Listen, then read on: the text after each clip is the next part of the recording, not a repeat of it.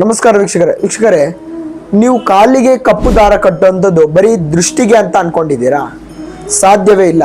ಯಾಕಂತ ಹೇಳಿದ್ರೆ ನಿಮ್ಗೆ ಗೊತ್ತಿರುವಂಥದ್ದು ದೃಷ್ಟಿಗೋಸ್ಕರ ಕಾಲಿಗೆ ದಾರ ಕಟ್ಟೋದು, ಕಪ್ಪು ದಾರ ಕಟ್ಟೋದು ಅಂತ ಹೇಳಿ.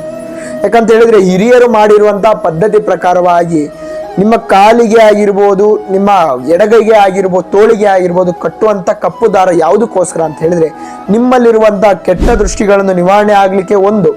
ಎರಡನೇದು ಬಂದು ಯಾವುದೇ ರೀತಿಯಂತಹ ಕೈಕಾಲು ನೋವಾಗಿರ್ಬೋದು ಅಥವಾ ಸುಸ್ತಾಗಿರ್ಬೋದು, ಏನಾದರೂ ಮೂರು ದಾರಿಯಲ್ಲಿ ಮಾಡಿರುವಂತಹ ಮೊಟ್ಟೆ ಪ್ರಯೋಗಗಳಾಗಿರ್ಬೋದು, ಮತ್ತೊಂದು ಕೆಂಪು ನೀರಿನ ಪ್ರಯೋಗಗಳಾಗಿದ್ದು ಅದನ್ನೇನಾದ್ರು ದಾಟಿ ಬಂದಿದ್ರು ಕೂಡ ನಿಮ್ಮ ಮನೆಯಲ್ಲಿರುವಂತಹ ಹಿರಿಯರು ನಿಮಗೆ ಕಟ್ತಾರೆ. ಮುಖ್ಯವಾಗಿ ನೀವು ಆಕ್ಸಿಡೆಂಟ್ಗಳಾಗಿರ್ಬೋದು ಅಥವಾ ಕಾಲು ಜಾರಿ ಬಿದ್ದಿದ್ದು ಮೂರು ದಾರಿಯಲ್ಲೇ ಆಗಿರಲಿ, ಅಲ್ಲಿಗೆ ಸ್ವತಃ ನಿಮ್ಮ ಮೂಲ ಹಿರಿಯರೇ ಹೋಗಿ ಒಂದು ಚೊಂಬಿನ ನೀರನ್ನು ದಬಾಕಿ ಬರ್ತಾರೆ. ಯಾಕೆ ಅಂತ ಹೇಳಿದ್ರೆ ಅಲ್ಲಿರುವಂಥದ್ದು ಕಪ್ಪು ದಾರಿನ ಪ್ರಭಾವ ಆಗಿರ್ತದೆ. ಏನಪ್ಪಾ ಅಂತ ಹೇಳಿದ್ರೆ ಹಿರಿಯರು ಮಾಡಿರುವಂತಹ ಪದ್ಧತಿಯ ಪ್ರಕಾರ ಹೋಗೋದಾದ್ರೆ ಮೂಲತಃ ಸ್ವತಃ ಶಿವ ಪಾರ್ವತಿ ಮಧ್ಯದಲ್ಲಿ ನಡೆದಿರುವಂತಹ ದೃಷ್ಟಿ ನಿವಾರಣಕ ಕಪ್ಪು ಯಂತ್ರ ಅಂತ ಹೇಳ್ತೇವೆ. ಯಾಕಂತ ಹೇಳಿದ್ರೆ ಒಂದು ಕಾಲದಲ್ಲಿ ನಡೆದಿರುವಂತಹ ಶಿವ ಪಾರ್ವತಿಯ ಬಂಧನದಲ್ಲಿ ಶಿವ ಪಾರ್ವತಿಯನ್ನು ಬಿಡಿಸುವ ಅಸ್ತ್ರ ನಡೆದಿರುವಂಥದ್ದೇ ಈ ಒಂದು ಕಪ್ಪು ದಾರದಿಂದಾಗಿ.